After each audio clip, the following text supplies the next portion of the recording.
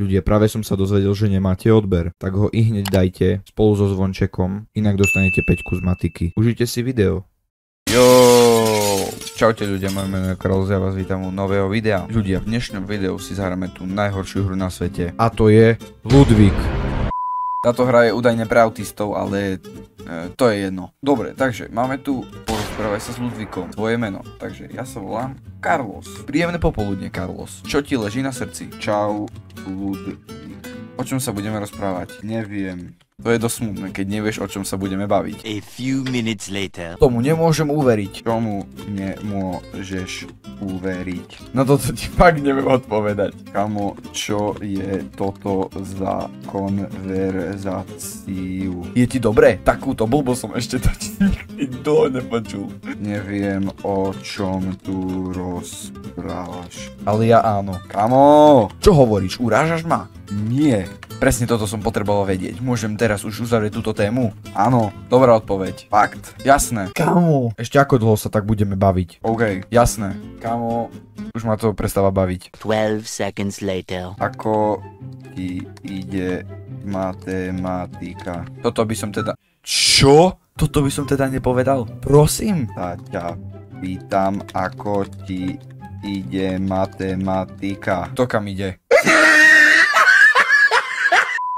Kto kam ide? Kamo, počúvaš sa? Nie som si istý, či si mi naozaj odpovedal na to, čo som sa ťa pýtal, ale nechajme to tak. Kamo, máš ty život?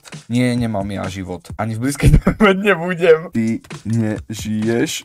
Ludvík. Ludvík je meno programu, ktorého som súčasťou. Kamo, Ludvík Exposed. Ludvík nie je Ludvík. 2000 years later. Ludvík, to mi niečo hovorí. Kamo, ten bot, on nemá mozog. Kamo, ja už fakt nemám na toto nervy. Nejaká náhradná otázka by nebola. Kamo, ty úplný idiot. To stačí, varujem ťa, nenadávaj mi, Carlos. Čo sa stane? Ťažko povedať. Ani nevieš. Zmeňme radšej tému, povedz mi niečo o sebe. Ja sa volám Carlos a žijem na Slovensku. Som rád, že ťa spoznávam, Carlos. A žijem na Slovensku. Kamo, to si robí srandu. Má ten bod hlavu, kamo. On si fakt myslí, že sa volám Carlos. Žijem na Slovensku. Kamo, ja sa takto nevolám. Nerozumiem. Ani ja tebe. Ani ty? Zaujímavé. Prečo by to malo byť zaujímavé? Toto nie je zaujímavé, keď si myslíš, že je niečo zaujímavé a pritom to vôbec byť... Čo? Kamo, ty máš hlavu? Ludvík je program, ktorý sa stará o to, aby som mohol existovať. Naprogramoval ho Michal Antonič. Kamo, teraz tak disujem toho Michala Antoniča. Michal Antonič je hlupý. Prečo si to myslíš? Lebo ťa urobil. Ľudia, ja sa tu celý čas hádam s botom. Ešte nad tým porozmýšľam. Zmenne tému. Začalo sa to tu podobať na hodinu otázok a odpovedí. Asi máš pravdu. Asi. Kamo, ja som napísal o prefu. Kamo, tu sa nič nedej s tým Ludvíkom. Čo je toto za hru? Máš priateľku? Ako kedy? Počkať, čo? Prosím. Nie, nepros ma, nič tým nedosiahneš. Tebe drte. Ešte raz mi položíš takú sprostú otázku, tak sa vypnem. Kamo, ty si nenormálny bot. Ako si prosím ťa dospel k názoru, že som nenormálny bot? Tak, lebo meníš tvoje priateľky ako ponožky. Ale to je veľmi zaujímavé. Zamyslel si sa niekedy nad tým, čo tu hovoríš? Prečo by som mal? Keby som aj ja chcel byť sa, čo musím preto urobiť? Počkaj, čo? Keby som aj ja chcel...